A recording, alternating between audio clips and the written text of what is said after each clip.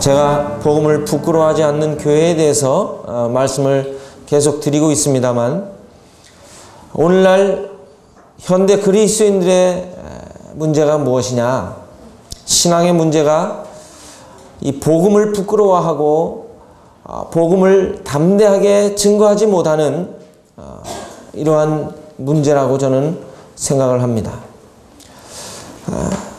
그 여러 가지 이유가 있겠습니다만, 그 중에 우리의 마음을 위축시키고 또 우리의 마음이 이 복음을 담대하게 증거하지 못하는 이유들 중에, 그 믿지 않는 사람들이 복음을 싫어하고 또 그동안 부정적으로 예수님에 대해 증거한 이러한 사람들의 그 결과, 후유증들이 지금 나타나고 있어요. 그래서 전에도 전철을 타고 가는데 그 방송이 나오고 있어요. 그런데 전철 안에서 판매 행위뿐만 아니라 종교적 설교도 금한다는 이런 내용의 방송이 나오더라고요. 참 그런 걸 보면서 이러한 것들이 사람들에게 도전을 주기보다는 혐오감을 주는 이런 시대에 살고 있구나 생각이 들었어요. 그 이단도 전철 안에서 전하더라고요. 얼마 전에 전철을 타고 가는데 그 이단에 속한 이 기독교계 한 전도자가 전도를 하니까 그 옆에 앉아있던 아저씨가 에이씨 하면서 그 한참 듣더니 한두 정거장 가다가 그냥 내려버리더라고요. 이제 이런 모습들을 우리들이 보면서 이 그리스도인들은 이 마음이 위축되고 내가 이게 복음 전하는 것이 이 사람들한테 별로 바람직하지 못하구나 이런 생각을 하니까 복음을 전하는 일에 있어서 소극적이 돼요. 그러나 이 성경에 보면 예수님을 믿고 나서 성도들이 어떻게 했어요? 정말 시끄러울 정도로, 또 믿지 않는 사람들이 핍박을 하고 반대할 정도로 주님에 대해서 이야기하고 주님을 찬송하고 하나님께 영광 돌리는 모습을 봅니다. 그래서 오늘날에도 축구에서만 해당되는 것이 아니라 그리스도인들이 이 세상을 감당하고 또 세상에 예수 그리스도의 이 놀라운 복음을 증거하기 위해서는 공격이 최선의 방어라고 하는 사실입니다. 그래서 핍박을 두려워하지 말고 저희들이 복음을 위해서 살아가는 이러한 믿음의 사람들이 되기를 원하십니다. 지난주에 제가 말씀드린 대로 사도 바울이 복음을 부끄러워하지 않은 이유에 대해서 살펴보았습니다. 복음을 부끄러워하지 않는 이유는 무엇일까요? 바로 이 복음은 모든 믿는 자에게 구원을 주시는 하나님의 능력이 된다고 말씀하십니다. 그렇다면 이 복음의 내용이 무엇일까요? 바로 예수 그리스도이십니다. 우리들이 복음을 증거할 때 바로 이 복음의 핵심적인 내용, 그것은 바로 예수님을 증거하는 것입니다. 우리들이 믿지 않는 사람들에게, 또 우리 믿는 성도들이 간증이나 또 전도를 할 때 빠뜨리고서 하는 경우들이 많아요. 무엇을 빠뜨려? 예수님에 대한 이야기는 빠뜨려. 그리고 자기 자랑, 또 자기의 어떤 생각, 자기의 어떤 삶, 이런 걸 얘기해요. 그러나 그 자기의 삶과 자기의 생각과 자기의 말 속에 누가 있으셔야 돼요? 그리스도가 있으셔야 돼요. 어제도 우리 청년들 모임에 그 히브리서를 이렇게 살펴보는 기회가 있었습니다만, 히브리서의 주제는 바로 예수 그리스도예요. 더 나아가서 성경의 주제는 예수 그리스도이십니다. 우리 삶 속에 예수 그리스도가 존귀히 되시고 예수 그리스도가 우리의 삶 속에 주인이 되신다고 한다면 그것보다 더 행복한 삶이 없고 그것보다 더 듣는 이로 하여금 즐겁게 하는 내용은 없는 것입니다. 여러분 그렇지 않으세요? 예수님 이야기 들을 때마다 어때요? 기분이 좋잖아요. 저는 예수님 이야기 30년 동안 들었는데도 평생에 듣던 말씀 또 들려주시오. 이런 마음이 있어요. 우리 예수님 말씀만 들으면 어때요? 근심 걱정 사라지고 우리의 심령이 평안함을 되찾지 않습니까? 여러분, 예수님이 우리의 삶의 모든 것이 되시고 계시지 않습니까? 이것은 참 모든 하나님을 믿은 신실한 그리스도인들에게 공통된 사항입니다. 그래서 여기 오늘 보면 2절로 4절까지 우리들이 살펴봅니다만 이 복음의 내용에 대해서, 복음의 주체가 되시고 복음의 내용이 되시는 예수 그리스도에 대해서 오늘 다시 한번 저와 함께 상고해 보시기를 원합니다. 예수님에 대한 예언은 물론 구약에도 있습니다만 신약만 오늘 본다면 예수님에 관한 그 예언은 누구로부터 시작이 됩니까? 주의 사자로부터 시작이 됩니다. 마리아와 요셉이 정혼한 사이로서 이제 조금 있으면 결혼할 준비를 하는 가운데 마리아가 임신을 합니다. 이 경건한 요셉은 깜짝 놀랐습니다. 처음에는 마리아를 의심할 수도 있었겠습니다만 이 경건한 요셉이 이제 사랑하는 마리아이기 때문에 이제 가만히 끊으려고 하는 이런 상황 속에서 그때 누가 나타납니까? 주의 사자가 나타나십니다. 그래서 마태복음 1장에 보면 이 일을 생각할 때 어떻게 이 마리아를 할까? 또 마리아와의 관계를 잘 끝맺음을 할까? 이런 생각을 할 때 주님의 사자가 나타납니다. 그러면서 그 현몽 가운데 다윗의 자손 요셉아 네 아내 마리아 데려오기를 무서워하지 말라. 그에게 잉태된 자는 성령으로 된 것이라. 아들을 낳으리니 그 이름을 예수라 하라. 이는 그가 자기 백성을 저희 죄에서 구원할 자이심이라. 이처럼 놀라운 메시지를 요셉에게 증거하고 떠나갑니다. 또한 그 예수 그리스도에 대한 예언은 그때 당시에 가장 참 어떻게 보면 천한 직업을 가지고 있었던 목자들에게도 주님의 사자가 나타나십니다. 누가복음 2장에 보면 그 지역의 목자들이 밤에 양떼를 지키고 있을 때였습니다. 주의 사자가 그 영광 가운데 찬란한 모습으로 나타납니다. 그러면서 이제 목자들에게 그런 말을 합니다. 보라, 내가 온 백성에게 미칠 큰 기쁨의 좋은 소식을 너희에게 전하노라. 오늘 다윗의 동네에 너희를 위하여 구주가 나셨으니 곧 그리스도 주시니라. 이 놀라운 복음의 메시지를 증거합니다. 그러면서 너희가 지금 이제 지시하는 곳으로 가면 강보에 쌓인 아기를 볼 텐데 그 아기가 바로 예수 그리스도시다. 이처럼 주의 사자를 통한 예언을 통해서 이제 주님이 탄생하셨습니다. 주님 탄생하셨을 때 주님께 예배한 자가 누구였죠? 네? 동방박사와 지금 목자들이었습니다. 동방박사는 어떻게 보면 굉장히 어떤 높은 직급에 속하는 사람들이고 또 목자들은 천한 그 직업의 소유자들이었습니다만 우리 주님은 만유의 주로서 인류의 구세주로서 낮은 사람이든 높은 사람이든 모든 사람에게 경배를 받으실 만한 분이심을 이 두 사건을 통해서 우리에게 보여주시는 것입니다. 동방박사들은 예수님께 찾아와서 황금과 유향과 모략을 드립니다. 이것은 바로 우리 주님의 왕되심과 우리 주님의 구세주 되심과 우리 주님의 그 죽으심과 또 순결하심 이러한 것들을 상징하는 예물이기도 합니다. 또한 목자들은 그러한 사실들을 보면서 이제 돌아갈 때 주님을 찬양하고 하나님을 찬양하고 경배하면서 기쁜 마음으로 돌아갑니다.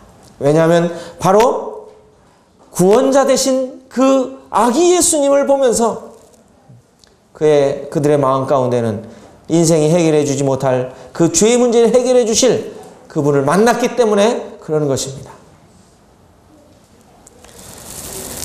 또한 예수님에 관해서 예언한 사람이 또 누가 있을까요?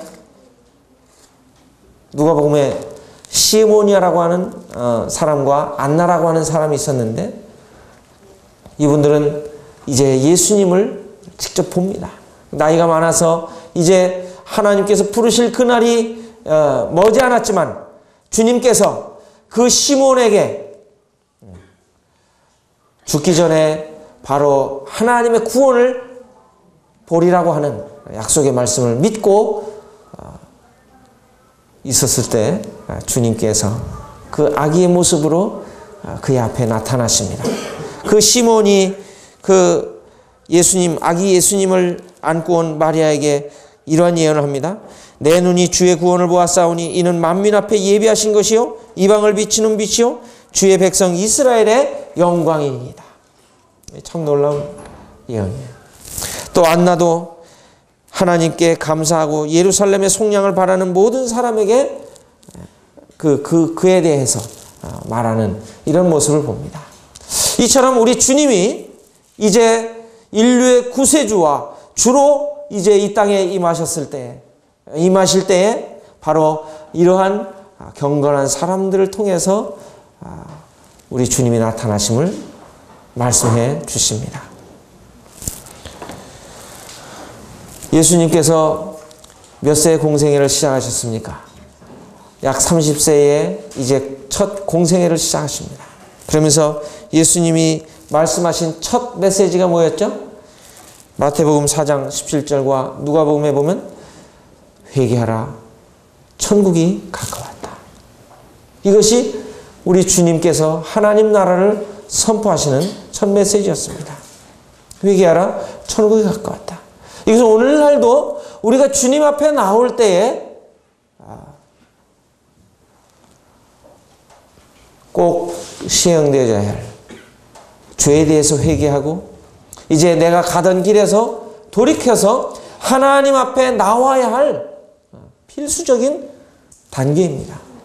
그래서 지난주에도 말씀을 드렸습니다만 예레미야 2장 13절에 내 백성이 두 가지 악을 행하였나니 첫째는 생수의 근원 대신 하나님을 버린 것과 또한 스스로 저축치 못할 터진 웅덩이를 판 이러한 그 악에서 돌이켜야 되는 것입니다. 이런 회개와 회심이 없는 구원이 오늘날 거짓 그리스도인들을 양산하고 구원받아도 구원의 감격과 구원의 기쁨을 느끼지 못하는 이런 종교적 생활로 그냥 머무르는 형식적 그리스도인들이 많은 이유 중에 하나인 것입니다.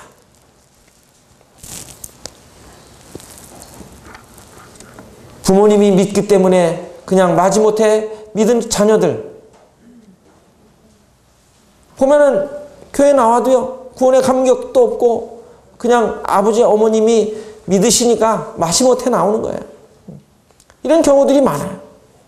오늘날 우리 모임도 이러한 그 시간이 지나가면서 믿었다고 그러고 침례는 받았습니다만 이 마음에 정말 구원에 대한 이 가치와 감격과 기쁨이 우리 안에 요동치지 않는 이유가 무엇일까요? 주님에 대해서 우리들이 얼마만큼 느끼고 알고 있고 그분이 어떠한 가치를 지니고 있는 분인가를 우리들이 깨닫지 못한다면 우리의 이 구원의 감격은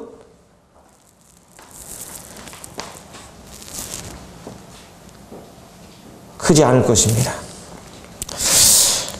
이 주님이 이제 그 누가복음 4장을 한번 여기 잠깐 요거는 보시겠습니다. 누가복음 4장을 보시면 예수님께서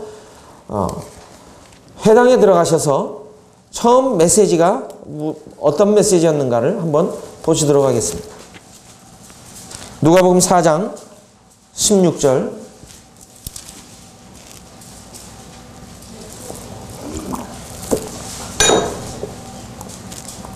16절부터 21절까지 같이 한번 읽어보도록 하겠습니다.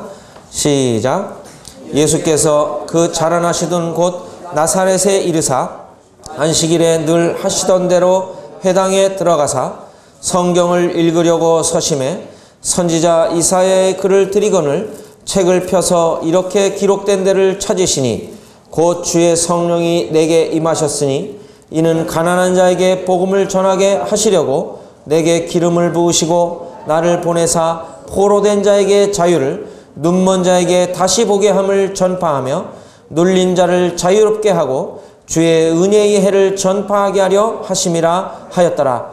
책을 덮어 그 맡은 자에게 주시고 앉으시니 회당에 있는 자들이 다 주목하여 보더라. 이에 예수께서 그들에게 말씀하시되 이 글이 오늘 너희 귀에 응하였느니라 하시니, 회당에 앉은 사람들에게 예수님께서 오늘 이 글이 오늘 너희 귀에 응하였느니라, 이 말이 무슨 뜻일까요? 바로 주님께서 찾아 읽으신 그 이사야의 말씀이 오늘 응하였다는 것입니다. 그게 무슨 뜻이에요? 바로 그 일을 행하실 그분이 지금 너희 보는 너희 앞에 있다는 거예요. 바로 내가 눌린 자에게 자유를, 포로된 자를, 그 포로된 자를 자유케 하고 또 눈먼 자를 다시 보게 하고 이런 일을 하시는 분이라고 하는 사실을 드러내신 것입니다.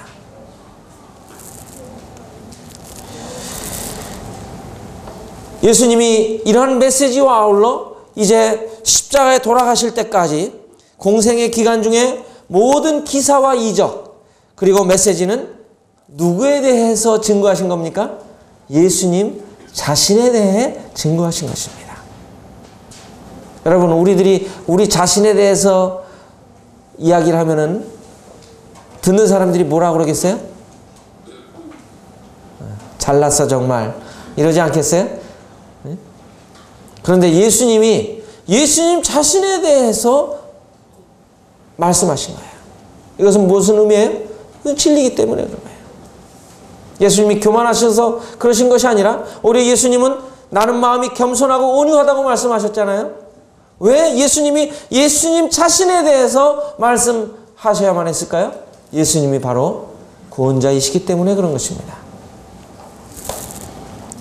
그래서 요한복음 5장 39절에 뭐라고 말씀하세요? 너희가 성경에서 영생을 얻는 줄 생각하고 성경을 상고하거니와 이 성경이 곧 내게 대하여 증거하는 것이다. 그 예수님은 공생의 기간 동안 주로 세 가지를 증거하셨어요. 예수님 자신에 대해서 세 가지 증거하셨는데 하나님의 아들 되심을 증거하셨어요. 그렇죠? 하나님 아들. 하나님 아들이라고 하는 것은 바로 예수님이 하나님 되신다고 하는 것을 사람들에게 증거하신 것입니다. 그래서 여기 누가복음 22장을 한번 또 보겠습니다. 누가복음 22장. 오늘 누가복음을 좀 많이 찾겠습니다만 누가복음 22장 67절입니다.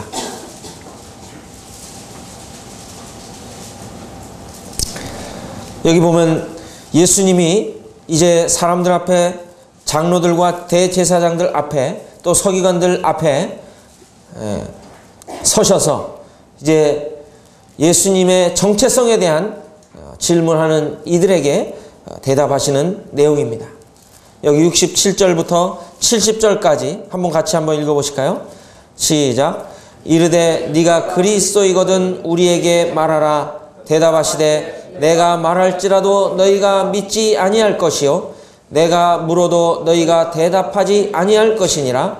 그러나 이제부터는 인자가 하나님의 권능의 우편에 앉아 있으리라 하시니 다 이르되 그러면 네가 하나님의 아들이냐? 대답하시되 너희들이 내가 그라고 말하고 있느니라. 그들이 여기 보면 내가 그라고 말하고 있다. 바로 예수 그리스도는 그리스도요 하나님의 아들이시요 구원자라고 하는 사실을 증언하고 계십니다. 예수님께서 하나님과 동일하다고 하는 그 말씀을 제일 많이 하신 곳이 요한복음인데, 요한복음에 보면 하나님을 아는 것은 하나님을 아는 것이라고 말씀하고 있어요. 예수님을 아는 것은 하나님을 아는 거라고 말씀하세요. 또 예수님을 본 것은 하나님을 본 것이라고 말씀하세요. 또 예수님을 믿는 것은 하나님을 믿는 것이라고 말씀하셨어요. 예수님을 영접하는 것은 하나님을 영접하는 거라고 말씀하셨고, 또한 예수님을 미워하는 것은 하나님을 미워하는 거라고 말씀하셨고, 예수님을 공경하는 것은 하나님을 공경하는 거라고 말씀하고 계세요. 이것은 무슨 의미예요? 바로 예수님과 하나님이 하나 되심을 말씀하시는 증거들 가운데 하나인 것입니다. 그래서 예수 그리스도께서 하나님 아들 되신다고 하는 것은 바로 예수님이 단순한 인간뿐만이 아니라 참 하나님이시라고 하는 사실을 예수님이 공생의 기간 동안 계속 증언하시고 그들에게 드러내신 진리 가운데 하나인 것입니다. 또한 두 번째로는 예수님이 구원자 되심을 증언하셨어요. 그래서 누가복음 19장 10절에 보게 되면 인자에 온 것은 잃어버린 자를 찾아 구원하려 하심이라. 예수님이 오신 것은 우리의 인생을 죄 가운데서 구원하시고 사단의 권세에서 구원하시고 그리고 어두움의 권세에서 우리를 구원하셔서 죄에서 속량하시고 우리를 참된 자유로 이끄시기 위해서 예수 그리스도께서 이 땅에 오신 것입니다. 그래서 예수님을 우리들이 사랑하고 예수님을 기뻐하고 예수님을 따르게 되는 것입니다. 또한 예수님은 구원자 되실 뿐 아니라 만유의 주가 되셨다고 말씀하세요. 만유의 주로서 오신 거예요. 우리 골로새서 3장을 한번 이번엔 또 보시겠습니다. 골로새서 3장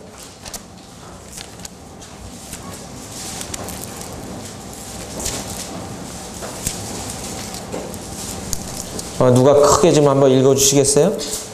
골로새서 3장 11절입니다.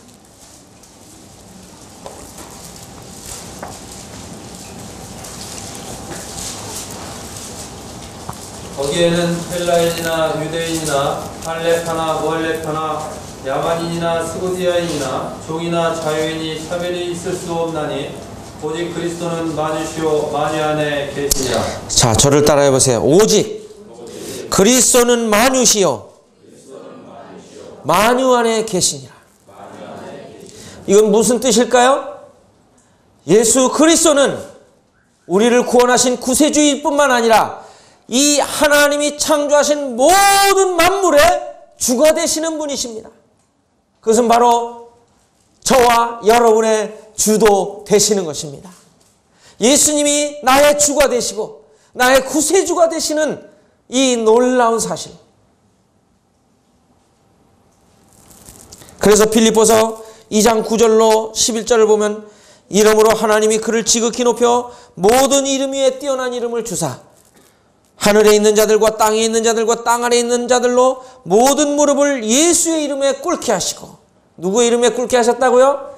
예수의 이름에 꿇게 하시고 예수 그리스도를 주라 시인하여 하나님 아버지께 영광을 돌리게 하셨느니라. 여러분, 예수님 안 믿는 사람들이 예수님을 주라 시인할 때가 올까요? 오늘날 보면 예수님을 싫어하고 거부하고 거절하는 사람들, 예수를 욕하고 예수님에 대해서 동네 아저씨같이 이야기하는 이런 사람들조차도 이제 예수님을 주라 시인할 그날이 올 것입니다. 우리 그리스도인들도 지금 예수님이 나를 구원하신 주님일 뿐만 아니라 나의 삶의 주가 되심을 매일매일 매 순간순간 고백하는 삶을 살고 있지 않아요?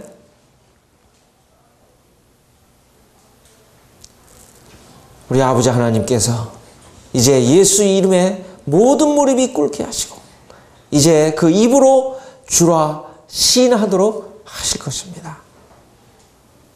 여러분, 강제로 하나님께서 하시기 전에 우리들이 주님의 사랑에 매여 주님의 사랑에 감격하여 주님의 사랑에 젖어 예수님은 저의 주인이십니다. 고백한다면 얼마나 좋겠어요. 예? 이거보다 아름다운 간증이요 고백이 어디 있어요? 이 세상에 가장 아름다운 고백이 뭐예요? 예수님이 나의 주 되심을 고백하는 거예요.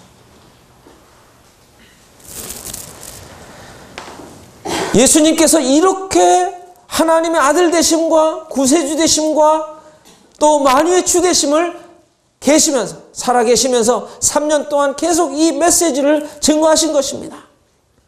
그리고서 예수님 어떻게 하셨어요? 십자가에 돌아가셨어요. 예수님 돌아가시면서 왜 돌아가셨어요? 말씀 그대로 인류의 죄를 담당하셨어요. 그래서 사도 요한이 예수님 침례 받으러 자기에게 사도 요한이 아니죠. 침례 요한이 예수님이 자기에게 나오심을 보면서 뭐라 그래요? 보라, 세상 죄를 지고 가는 하나님의 어린 양이로다.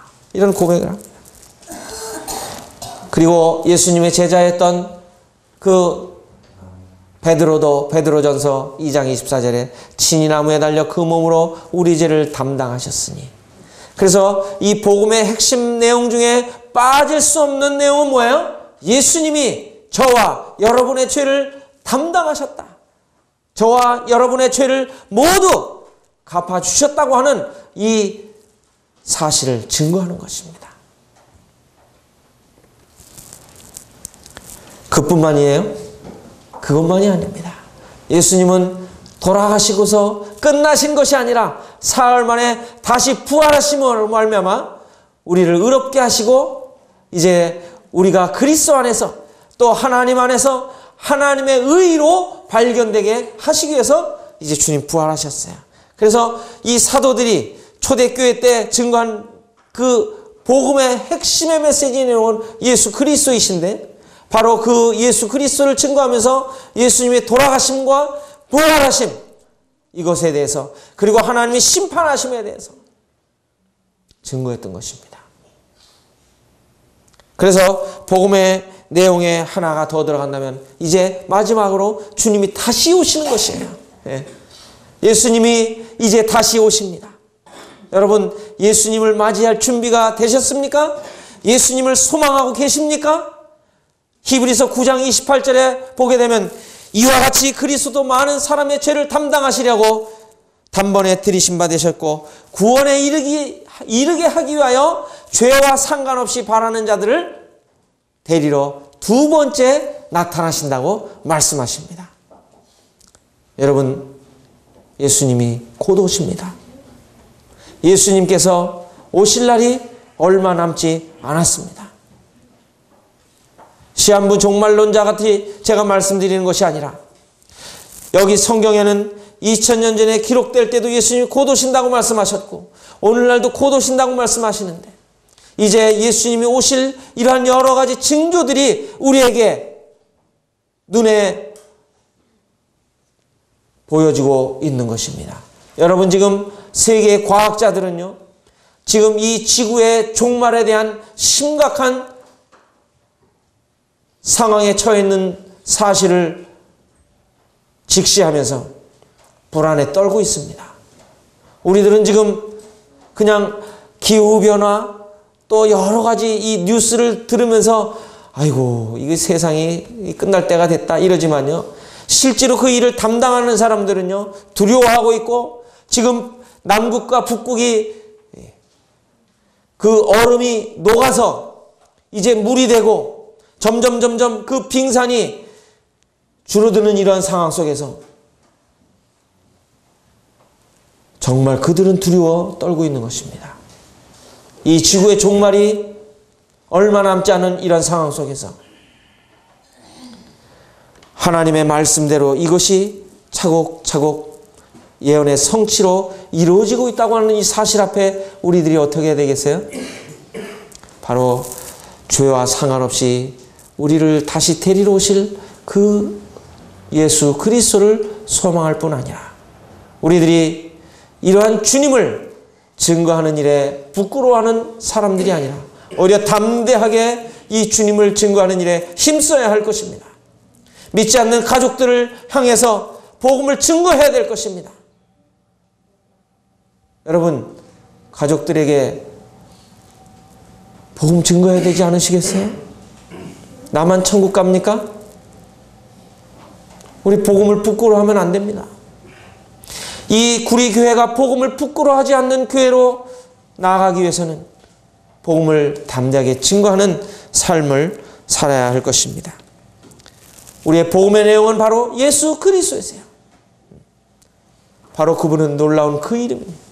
말 그대로. 저는 이 말씀을 준비하면서요, 찬송가 619장 말씀이, 찬송이 생각났어요.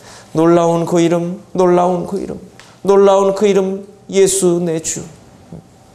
나의 죄를 속량하시고 나를 의롭게 하시기 위해서 부활하신 그리스도, 또한 나를 다시 데리러 오실 그 예수 그리스도, 그분의 이름을 생각하니 내 마음이 벅차고 감동이 되어집니다. 이 예수 그리스도를 우리들이 살아생전에 주님 오시는 그날까지 증거하는 일에 힘써야 되지 않겠어요?